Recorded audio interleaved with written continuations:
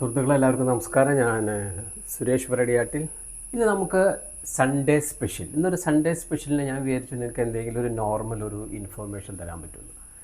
അപ്പോൾ നമ്മൾ നോക്കാം, നമ്മുടെ ഒരു ബാങ്ക് ഇൻട്രസ്റ്റ് നമ്മളിപ്പോൾ അറിയാം. ഇന്നത്തെ കാലത്ത് ഇന്ത്യ എന്ന് പറഞ്ഞാൽ ഡിജിറ്റൽ ഇന്ത്യയാണല്ലേ.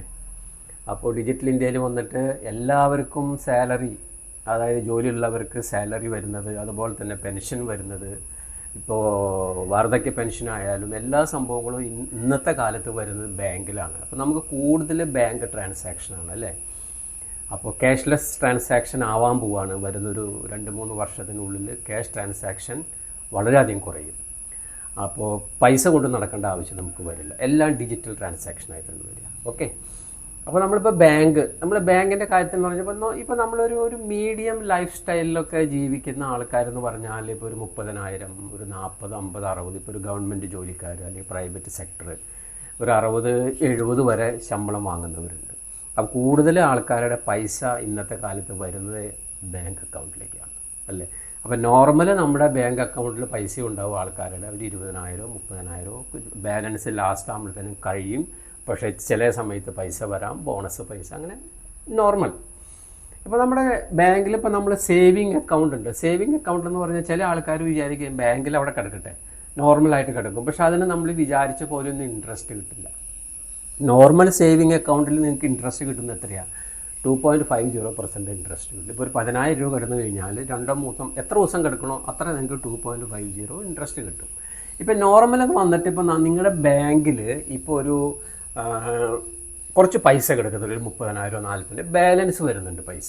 ഈ ബാലൻസ് പൈസ വരുന്നുണ്ടെങ്കിൽ നിങ്ങൾ എന്ത് ചെയ്യണം? ഇത് ഒരു MOD, അതായത് മൾട്ടി ഓപ്ഷൻ ഡെപ്പോസിറ്റ് സ്കീമിലേക്ക് നിങ്ങളുടെ അക്കൗണ്ട് ആക്കുക. അപ്പോൾ നിങ്ങൾ ബാങ്കിൽ പോയിട്ടൊരു അപ്ലിക്കേഷൻ കൊടുക്കുക, അല്ലെങ്കിൽ അവരോട് പറയുക മാസം ഈ ഒരു ഡേറ്റിൽ എൻ്റെ ഈ ഒരു MOD ഓപ്ഷൻ വയ്ക്കാൻ പറഞ്ഞു കഴിഞ്ഞാൽ ഇപ്പോൾ നിങ്ങൾക്കൊരു 10,000 രൂപയിൽ മേലെ, ഒരു 20,000 രൂപയിൽ മേലെ എല്ലാ മാസം ബാലൻസ് വരുന്നുണ്ടെങ്കിൽ ഓട്ടോമാറ്റിക്കലി ഇതൊരു MOD സ്കീമിലേക്ക് മാറും. MOD സ്കീമിലേക്ക് നിങ്ങളുടെ അക്കൗണ്ട് മാറിക്കഴിഞ്ഞാൽ എന്താവും? ആ ഡേറ്റിൽ വന്നിട്ട് നിങ്ങൾക്ക് നിങ്ങളുടെ ബാലൻസ് എത്രയുണ്ട്, ഉള്ള ബാലൻസിൻ്റെ ഇത്ര ശതമാനം MODയിലേക്ക് അവരെടുത്തിടും. അപ്പോൾ അതിന് കിട്ടുന്ന ഇൻട്രസ്റ്റ് എത്രയാണ്? 6.8% ആണ് ഇപ്പോൾ കിട്ടുന്നത്. അപ്പോൾ നോക്കൂ, ഈ രണ്ടും കൂടി എത്ര വ്യത്യാസമുണ്ട്. ചില ആൾക്കാർക്ക് അറിയാം, പക്ഷേ ചില ആൾക്കാർ ഇത് ശ്രദ്ധിക്കില്ല. അപ്പോൾ ശ്രദ്ധിക്കാത്തത് കൊണ്ട് നമുക്ക് വലിയൊരു നഷ്ടമാണ്.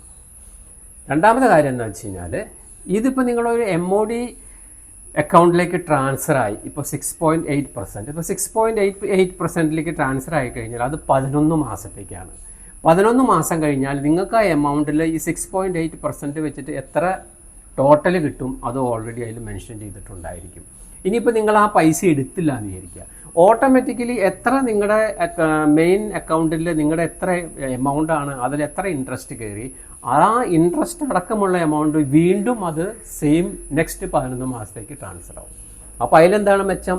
ആ ഇൻട്രസ്റ്റിൻ്റെ മുകളിൽ നിങ്ങൾക്ക് ഇൻട്രസ്റ്റ് കിട്ടും, അതായത് കോമ്പൗണ്ട് ഇൻട്രസ്റ്റ്. അപ്പോൾ ഇതിങ്ങനെ കണ്ടിന്യൂ ആയിട്ട് ഇങ്ങനെ പോയിക്കൊണ്ടിരിക്കും. പൈസ ആവശ്യമില്ലെങ്കിൽ അതിങ്ങനെ കണ്ടിന്യൂ ആയിട്ട് പോട്ടെ. അപ്പോൾ നിങ്ങൾക്കൊരു നല്ലൊരു ഇൻട്രസ്റ്റ് അതിൽ നിന്ന് കിട്ടും. ഓക്കെ. നെക്സ്റ്റ് വന്നിട്ട് നോക്കും, ഇപ്പോൾ നിങ്ങൾക്ക് ഇത് ബാങ്കിൽ പോകാൻ താല്പര്യമില്ലെങ്കിൽ ബാങ്കിൻ്റെ ഇപ്പോൾ SBIയുടെ യോനോ ആപ്പ് ഉണ്ട്, എല്ലാ ബാങ്കുകളുടെ അവരവരുടെ ആപ്പ് ഉണ്ട്. ആ ആപ്പ് നിങ്ങൾ ഇൻസ്റ്റാൾ ചെയ്ത് കഴിഞ്ഞാൽ നിങ്ങൾക്കും ഇത് ഡയറക്റ്റ് ചെയ്യാം. അപ്പോൾ നിങ്ങൾക്ക് എല്ലാം അറിയാം എത്ര എൻ്റെ MODയിൽ ബാലൻസ് കിടക്കുന്നുണ്ട്, എത്ര അതിന് എനിക്ക് ഇൻട്രസ്റ്റ് കിട്ടുന്നുണ്ട്. അപ്പോൾ ഈ കാര്യങ്ങളെല്ലാം ഡീറ്റെയിൽ നിങ്ങൾക്ക് ഇതിൽ നിന്ന് കിട്ടും. നെക്സ്റ്റ് ഇപ്പോൾ ഞാൻ പറയാം, ബാങ്കിൽ പോയി കഴിഞ്ഞാൽ ഒരു RD, അതായത് റെക്കറിങ് ഡെപ്പോസിറ്റ്, ഇപ്പോൾ നമ്മൾ പോസ്റ്റ് ഓഫീസിൽ പോയിട്ട് നമ്മൾ RD എടുക്കും എല്ലാ മാസം ഫിക്സ്ഡ് 1,000 രൂപയോ 500 രൂപയോ 2,000 രൂപയോ. അതേപോലെ തന്നെ ബാങ്കിലുണ്ട്. ഇപ്പോൾ നിങ്ങളുടെ അതിലൊരു എമൗണ്ട് ഉണ്ട്, ആ എമൗണ്ട് ഇപ്പോൾ നിങ്ങൾ ബാങ്കിൽ പോയിട്ട് ഡെപ്പോസിറ്റ് ചെയ്യാൻ വിചാരിക്കുക. ഇപ്പോൾ മിനിമം നിങ്ങളൊരു 444 ദിവസത്തേക്ക് നിങ്ങളൊരു എമൗണ്ട് ഡെപ്പോസിറ്റ് ചെയ്ത്, ഇപ്പോൾ ഏകദേശം 1,00,000 രൂപ ഡെപ്പോസിറ്റ് ചെയ്ത് കഴിഞ്ഞാൽ നിങ്ങൾക്ക് അതിലൊരു 6.9% ഇൻട്രസ്റ്റ് എല്ലാ മാസം വരും. അപ്പോൾ ആ വരുന്ന ഇൻട്രസ്റ്റ് എത്രയാണ്? ഇപ്പോൾ മിനിമം ഒരു 1,000 രൂപ നിങ്ങൾക്ക് ഇൻട്രസ്റ്റ് വരുന്നുണ്ടെന്ന് വിചാരിക്കുക. നിങ്ങൾ അത് എന്ത് ചെയ്യണം? ഓട്ടോ RDയിലേക്ക് കൺവേർട്ട് ആക്കുക. ഓട്ടോ RD എന്ന് പറഞ്ഞു കഴിഞ്ഞാൽ നിങ്ങൾക്ക് വരുന്ന ആ ഒരു എമൗണ്ട് ഓട്ടോ RD ആയിട്ട് നിങ്ങളുടെ പേരിൽ ഓപ്പൺ ആയിട്ട് ആ എമൗണ്ട് ആ RDയിലേക്ക് പോകും. അപ്പോൾ അതിലേക്ക് പോകുന്ന എമൗണ്ട് 6.7 കിട്ടും. അപ്പോൾ നിങ്ങൾ ഡെപ്പോസിറ്റ് ചെയ്ത എമൗണ്ടിന് നിങ്ങൾക്ക് 6.9% കിട്ടും. ഓട്ടോ ആർ ഡിയിലേക്ക് ഇട്ട് കഴിഞ്ഞാൽ അതിനും നിങ്ങൾക്ക് 6.7% കിട്ടും. അപ്പോൾ നിങ്ങൾക്ക് ടോട്ടൽ എത്രയായി? 13.6% നിങ്ങൾക്ക് പലിശ കിട്ടും. ഇത് വലിയൊരു കാര്യമാണ്. ഇതേ സെയിം സംഭവം നിങ്ങളിപ്പോൾ MODയിൽ ചേർന്നിട്ട് MODയിൽ ഇപ്പോൾ നിങ്ങൾക്ക് 1 ലക്ഷത്തിന് മേലെ നിങ്ങളുടെ ഓൾറെഡി ഉണ്ട്. അപ്പോൾ ആ പൈസ നിങ്ങൾക്ക് അതിൽ നിന്ന് വിഡ്രോ ചെയ്തിട്ട് വേണമെങ്കിൽ ആർ ഡിയിലേക്ക് ഇടാം. അപ്പോൾ ഇത് കുറച്ച് പേർക്ക് അറിയുന്നുണ്ടാവും, അറിയാത്തവർക്ക് വേണ്ടിയിട്ടൊരു ഇൻഫോർമേഷനാണ്.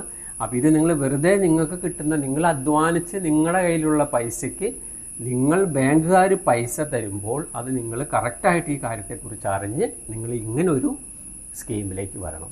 ഇതൊരു നല്ലൊരു അറിവാണെന്ന് എനിക്ക് തോന്നുന്നു. ഞാനിത് ഓൾറെഡി ചെയ്തിട്ടുണ്ട്. അപ്പോൾ അതുകൊണ്ടാണ് ഞാൻ വിചാരിച്ചു ഒരു ഇൻഫോർമേഷൻ ഷെയർ ചെയ്യാമെന്ന്. Okay, thank you.